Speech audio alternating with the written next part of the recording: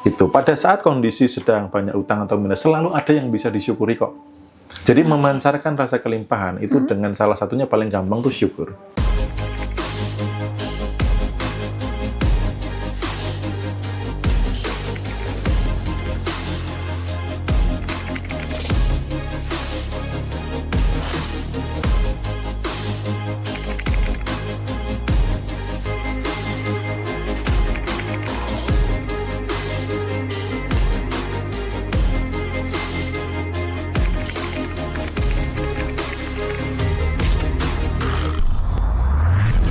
Oke, nah tapi bagaimana Mas caranya misalnya kita memancarkan vibrasi damai, aman, syukur kalau kondisi keuangan itu sedang minus-minusnya? Oke, nah ini yang menarik gitu. Kadang orang itu memakai standar logik ya untuk melakukan sebuah tindakan. Padahal kalau kita nyari kebenaran-kebenaran, justru di kondisi kekurangan, Anda tuh perlu memancarkan kelimpahan. Oke. Prasangka selalu mendahului peristiwa. Nah, yang membuat orang hidupnya tidak berubah, dia pengennya faktanya berubah dulu. Betul. Baru rasanya mau berubah. Gitu loh. Logikanya di mana Mas Bimo tidak punya uang kok suruh merasa berkelimpahan. Nah, gitu loh. Ini yang menghambat. Jadi teman-teman tuh harus merasa dulu, baru nanti mendatangi atau didatangi atau menciptakan realita kelimpahan. Itu pada saat kondisi sedang banyak utang atau minus, selalu ada yang bisa disyukuri kok. Jadi memancarkan rasa kelimpahan itu dengan salah satunya paling gampang tuh syukur. Apa yang bisa Anda syukuri? Anda masih hidup, Anda masih bernafas, Anda punya handphone untuk belajar, Anda masih ada beras untuk dimakan, Anda sehat, anak istri atau anak suami Anda sehat gitu loh. Anda tinggal di rumah, walaupun kontrakan pun saya syukuri saat itu. Jadi saya belajar ilmu-ilmu ini itu bukan saya sudah di posisi kaya teman-teman. Saya masih ngontrak gitu, ngontrak bocor, beras mau habis gitu ya. Cicilan di atas 10 juta per bulan gitu loh. Nah itu gimana saya memancarkan kelimpahan? Bahkan saya melakukan sedekah saat itu justru di kondisi masih minus. Gitu loh. Masih minus melakukan sedekah gitu loh. Jadi bukan nunggu kaya dulu baru berprasangka baik, baru memancarkan rasa kelimpahan, baru vibrasinya tenang, damai, bahagia, enggak. Ya, karena nih, teman-teman nanti mungkin akan, kalau diizinkan belajar olehnya, akan bisa mengalami juga titik di mana beberapa orang ya, kalau teman-teman saya doakan enggak lah ya, beberapa orang bisa mengalami, pas di kondisi banyak uang, belum tentu bisa tenang, damai, bahagia loh. Ya, belum tentu. Artinya, uang yang banyak tidak berbanding lurus dengan tenang, damai, bahagia. Karena saya pernah mengalami, saya sudah dapat apa yang saya mau gitu ya dalam kehidupan kan namanya goals kan bertahap ya. Nah di goals tahap pertama saya sudah dapat gitu loh, dari rumah, kantor, kendaraan, income gitu. Tapi pernah merasa di kondisi yang kayak kosong ya. Ternyata ketenangan, saya pikir ketika semua sudah ada, uang sudah banyak, itu selalu berbanding lurus dengan ketenangan. Enggak juga gitu loh. Ada kalanya tiba-tiba enggak bisa tidur, ada kalanya problem-problem kecil di luar uang yang membuat kegelisahan atau mungkin problem di sisi orang tua dan lain sebagainya, ternyata uang tidak selalu berbanding lurus. Maka yang diutamakan itu frekuensi yang disenangi uang dulu. Tenang, damai, bahagia. Gitu. Kalau teman-teman berusaha, saya maunya uangnya dulu masuk, Mas Fai baru tenang. Nggak bisa. Kalau uang masuk di kondisi Anda cemas, khawatir, takut, tadi takut kehilangan uang, takut dicuri dan sebagainya, ya uang akan cepat habis gitu. Oke gitu. Nah mungkin teman-teman yang baru bergabung, Mas Bimo biar minum kopi dulu dan Mei mau sebutkan ciri-ciri lagi nih. Siapa tahu ada teman-teman yang baru bergabung terus belum paham nih kita bahas apa, terus ciri-ciri servo kantong kosong ini apa aja. Ada yang pertama adalah baru pegang uang udah habis. Kemudian mau nabung itu susah, padahal sudah nyoba berkali-kali, nyimpan uang tuh tiba-tiba kebutuhan dadakan itu ada aja yang nggak bisa ditunda. Merasa hidupnya kok gini-gini amat ya soal duit, terus gajian nggak pernah bertahan sampai akhir bulan, bahkan mungkin seminggu doang langsung habis gitu. Nah itu termasuk tanda-tanda teman-teman terkena servo kantong kosong, dan dampak servo kantong kosong ini kalau nggak diberesin sangat fatal ya Mas Bimo ya? Iya. Betul-betul, karena bisa akhirnya bertahun-tahun ya, gonta-ganti bisnis, nambah pekerjaan, nambah income, kondisinya selalu aja kosong. Jadi, servo kantong kosong, simpelnya gini, mekanisme sebelum uang masuk, ini dompet nih kosong dulu. Misalkan orang-orang yang kerja gitu ya, sebelum gajian, rekening sudah kosong, dan ini bertahun-tahun. sudah nambah bisnis, sudah nambah penghasilan sampingan, yang terjadi masih sama. Selalu ada aja cara yang membuat uang itu keluar. Entah ada sakit, ada apes, ada apa, itu namanya servo kantong kosong. Kalau buat teman-teman yang wirausaha, sebelum ada omset masuk, itu kosong dulu gitu loh. Misalkan di properti gitu loh, sebelum rumah terjual lagi, selalu dikondisikan uangnya kosong dulu gitu loh. Nah, ini namanya servo kantong kosong. Servo kantong kosong berarti apa? Kondisi kosong ini berlarut-larut, bertahun-tahun, sampai di mana titik Anda mengupayakan dari uang yang masuk, mutasinya keren banget, debit kreditnya, saldo akhirnya selalu kosong sebelum ada yang masuk. Nah, ini namanya servo kantong kosong. Oke, next Mas Bimo tadi kan terakhir ngomongin vibrasi ya. Nah itu kan kalau kondisi keuangan minus, kita masih bisa nih memancarkan vibrasi yang bagus ya. Nah di bagian prasangka Mas, tentang self-talk juga dibahas ya di ebook Servo Kantong Kosong juga. Nah ini efeknya sejauh apa Mas kita self-talk di depan cermin? Ya, self-talk di depan cermin itu sangat dahsyat sekali teman-teman. Apa yang Anda lakukan di depan cermin itu sangat dahsyat sekali. Ya, jadi saya ingat banget dulu waktu saya kondisi yang benar-benar terpuruk gitu ya, sampai tinggal punya uang 500-an, 2 keping gitu ya.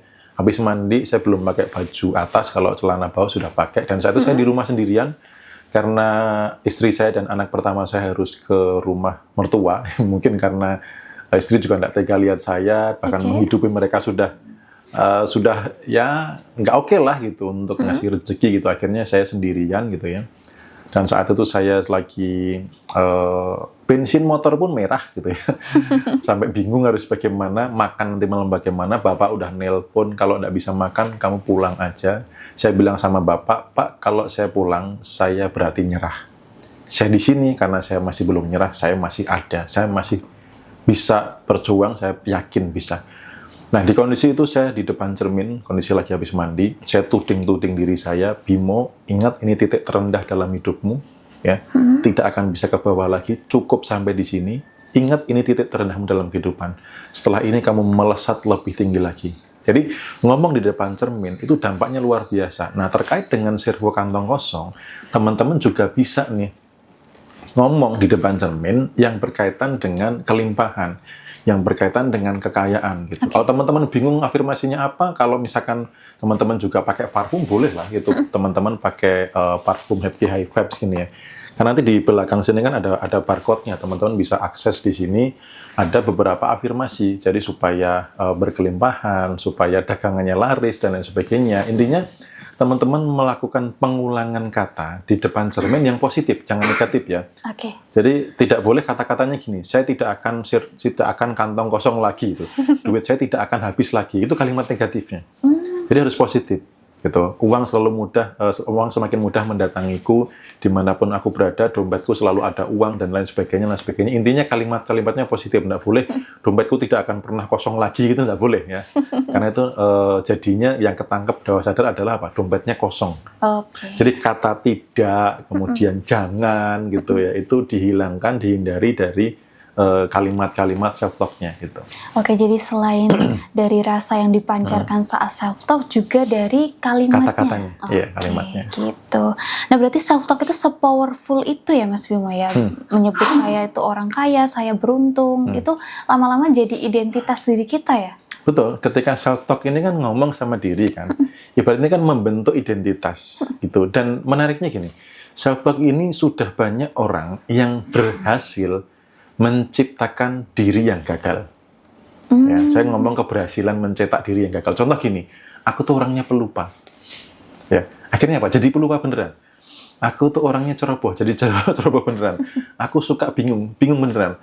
Aku tuh kalau kena AC dikit masuk angin, tercipta begitu beneran. Jadi banyak orang yang mengutuk diri dan berhasil mencetak diri yang gagal. Dari apa? Pengulangan kata. Gitu, dari self-talk. Nah, teman-teman kalau yang sudah pernah berhasil mencetak diri gagal, teman-teman punya potensi mencetak diri yang berhasil juga. Karena caranya sama, tinggal ngulang-ngulang kata-kata yang lebih memberdayakan.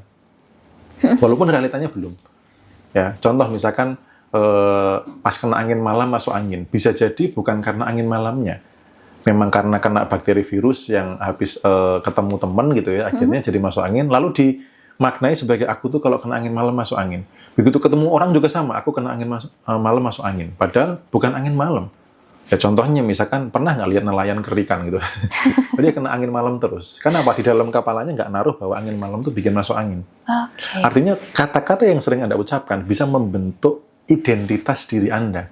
Nah kalau saya orang kaya, saya beruntung, saya berkelimpahan, dan sebagainya, Anda akan berhasil mencetak diri yang berhasil juga. Gitu. Jadi yang sudah berhasil mencetak diri yang gagal, Anda punya kesempatan yang sama untuk mencetak diri yang berhasil. Makanya hati-hati mengatakan gini, saya itu orangnya, saya itu sukanya, yang di belakangnya ini negatif. Saya itu orangnya pelupa, bahkan kadang saya suka lupa itu, atau saya takutnya lupa. Jadi identitas diri Anda benahi dengan hal-hal yang lebih memberdayakan. Saya itu selalu beruntung, saya mudah ingat, saya bijaksana, saya cerdas, dan lain sebagainya. Nah, lanjut Mas. Jadi berarti nggak usah nunggu kaya dulu ya, baru merasa kaya, tapi Betul. rasakan dulu, baru semesta nanti mengikuti ya? Betul. Nah, itu dulu saya sering banget bikin konten yang gini. Untuk menjadi kaya, perlu kesadaran kaya dulu. Oke. Pondasinya di situ. Karena kalau nggak punya kesadaran kaya, ya uang banyak, akhirnya apa? Lenyap. Kayak di podcast kita yang kemarin kan ngomongin mental kaya sama mental miskin, ya kan? Masih ingat nggak? Mental miskin itu apa? Mental miskin punya uang hanya sementara. Mental kaya tidak punya uang, itu hanya sementara. Itu. Nah ini soal mental. Jadi kesadaran kaya itu harus dimiliki dulu sebelum Anda benar-benar kaya. Ibarat Anda beli helikopter, Anda harus bikin landasan untuk mendarat dulu.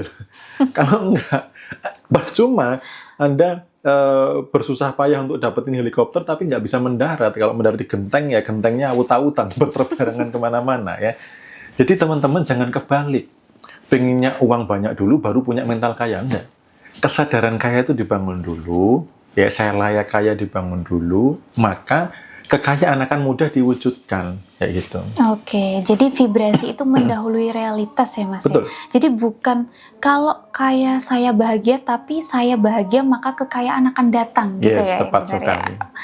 Oke, nah ngomong-ngomong menjaga konsistensi ya Mas ya, karena kan sempat dibahas juga di e-booknya Mas Bimo. Nah teman-teman yang mau mendapatkan e-booknya Mas Bimo nanti bisa ke nomor atau bisa ke profil TikTok ya teman-teman.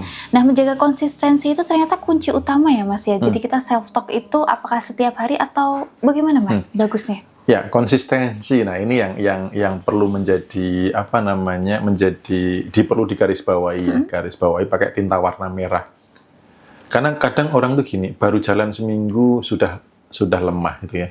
Sudah ngerasa ini ilmunya nggak cocok buat saya gitu. Oke. Akhirnya ada kekurangan untuk nyari ilmu lagi, kemana lagi, jangan-jangan aku belum belajar ini sehingga aku belum bisa kaya. Habis itu belajar lagi, belum sampai selesai, praktek baru seminggu, sudah aduh ini ndak oke lah. Berarti ilmu ini nggak cocok. Atau baca buku belum sampai selesai, baru pertengahan, kalau belum ada tanda-tanda manfaat, baca bukunya nggak selesai, buku apa lagi, dan sebagainya. Ini konsistensi. Jadi teman-teman, konsistensi itu perlu dipaksakan di awal. Karena gini, saat orang menjadi benar-benar miskin, mereka sudah konsisten dulu awalnya. Contoh, konsisten mengeluh, ya kan? Konsisten males-malesan, ya kan? Konsisten menghabiskan waktu dengan percuma. Contoh, ya menghabiskan waktu dengan scrolling yang tidak jelas, dengan bengong. Kenapa tidak baca buku? Kenapa tidak belajar skill baru? Apakah editing? Apakah ngonten? Apakah desain? Dan lain sebagainya. Karena zaman sekarang, era-era pembelajaran itu sangat diakses dengan mudah gitu loh. Bisa zaman saya dulu belajar tuh di platform YT, bahkan dulu belum ada TikTok gitu, susah banget. Nah, sekarang itu teman-teman yang mungkin atau orang di luar sana yang sudah mengalami kegagalan, itu hasil dari konsisten habit yang tidak benar, gitu loh. Nah, itu artinya apa? Keberhasilannya karena konsisten. Nah, teman-teman ketika mau jadi kaya, mau jadi berkelimpahan, ya mampulah untuk konsisten, ya jaga kesadaran kayanya, jaga rasa syukurnya, jaga praktek self-talk-nya, merasanya, gitu ya. Karena kalau ini sudah menjadi habit, kebiasaan, maka Anda sedang mencetak blueprint kehidupan Anda gitu. Oke, jadi kadang tuh orang tuh berhenti di tengah jalan karena belum lihat hasil ya Mas ya. Padahal itu vibrasinya sedang membentuk realitas baru ya. Iya, betul. Perjalanan vibrasi itu kan ada perjalanan nih. Jadi perjalanan vibrasi itu gini. Ini dari orang, dia mantul dulu ke semesta nih. Nah, baru semesta memantulkan. Nah, kadang baru berjalan mantul ke semesta, dia sudah tidak di posisi yang sama lagi. Atau bergetarnya sudah nggak sama lagi, frekuensinya pindah. Begitu balik, nggak kena gitu loh. Ya, maka Anda harus konsisten. Siapa tahu ini baru perjalanan gitu loh. Ya, tapi Anda mengamati progresnya. Apakah dari sisi rasa semakin tenang, dari sisi rasa semakin damai dan lain sebagainya gitu loh. Terus kemudian kok pas batin mudah kesampaian ya. Mungkin hal kecil dulu baru ke mudah tercapai. Nanti di hal besar akan mengikuti gitu. Teman-teman bagi yang mau cepet-cepet dapat materi bisa langsung ke e-book. Kalau mau menyimak podcast kita juga bisa ya Mas Bimo ya. Sangat boleh sekali. Ya, kalau teman-teman punya e-book kan punya panduan. Karena e-book itu kan panduan praktis. Jadi tutorial prakteknya dari tadi mendiagnosa apa yang menyebabkan saya servo kantong kosong. Lalu resepnya bagaimana, membangun kebiasaannya bagaimana supaya teman-teman juga berhasil. Seperti apa? Seperti apa yang saya lakukan. Karena yang saya sharingkan itu kan hasil praktek. Dari saya belajar tentang hipnoterapi, pikiran bawah sadar, belajar vibrasi, untuk mengatasi kondisi saya dulu yang servo kantong kosong. Karena bahayanya servo kantong kosong yang tidak diberesin, ya akan kondisinya kosong terus gitu loh. Capek teman-teman. Saya itu lebih dari 10 tahun servo kantong kosong itu. Serius. Ya, hampir 14 tahun mengalami yang namanya sebelum uang masuk, itu ada yang kosong. Ada mekanisme kosong yang terjadi gitu. Oke. Nah, mungkin Mas Bimo bisa diulang lagi penyebabnya tadi ada 4 ya Mas Bimo. Bagi teman-teman kan ini masih ada yang baru bergabung nih, bisa diulangi Mas Bimo? Ya, penyebabnya itu ada 4. Dari sisi tindakan atau kebiasaan, habit, kondisi dompet yang kosong itu sebagai sebuah kewajaran. Dan terjadi berulang-ulang. Karena servo itu kan awalnya adalah sebuah tindakan yang berulang-ulang menjadi kebiasaan dan dikenali semesta sebagai servo. Gitu loh, sebagai pola pattern yang pasti gitu ya. Sehingga apapun cara yang dilakukan itu tidak membuat dompetnya ada, jadi selalu kosong gitu. Berada di kondisi kantong kosong yang terus-menerus. Karena ya bahayanya ketika nggak diberesin, dia sudah nambah bisnis, bahkan sudah berhemat mati-matian gitu. Sudah ngampet ya, sudah pokoknya luar biasa, tapi kok ya kantong kosong gitu. Saya dulu pernah teman-teman ngalamin sampai beli amplop ya. Ketika dapat gaji, ini minggu pertama, minggu kedua, minggu ketiga, keempat, supaya nggak kosong gitu. Habis itu ini yang buat BBM, ini yang buat beras, itu sampai kayak gitu teman-teman. Tapi jebol gitu. Jebol juga gitu. Jadi memang servo kantong kosong itu kan pemahaman servo tadi ya. Kita dibuat oleh sebuah mekanisme semesta yang nggak berdaya. Gitu. Tanpa kita berupaya akan dikondisikan di situ. Itu namanya servo, teman-teman.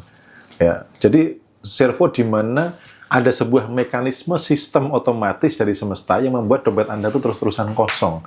Walaupun sudah gonta-ganti bisnis, sudah nambah kerjaan, sudah berhemat luar biasa. Nah, ini yang namanya servo kantong kosong, nggak berdaya. Nah, saya ngalamin sudah sekitar 14 tahun gitu loh. Semenjak kerja ya teman-teman, karena kalau belum kerja itu kan masih minta ya. Jadi dompet kosong itu biasa kalau nggak kerja sekolah itu biasa. Tapi kalau yang sudah kerja itu saya hitungannya sekitar 14 tahun saya ngalamin dompet servo kantong kosong itu. Oke. Vibrasi ini bisa sampai kepada nanti mempengaruhi kepada kesehatan, relationship, hubungan Anda dengan orang lain, dengan pasangan, termasuk juga di aspek-aspek kehidupan yang lainnya gitu loh. Jadi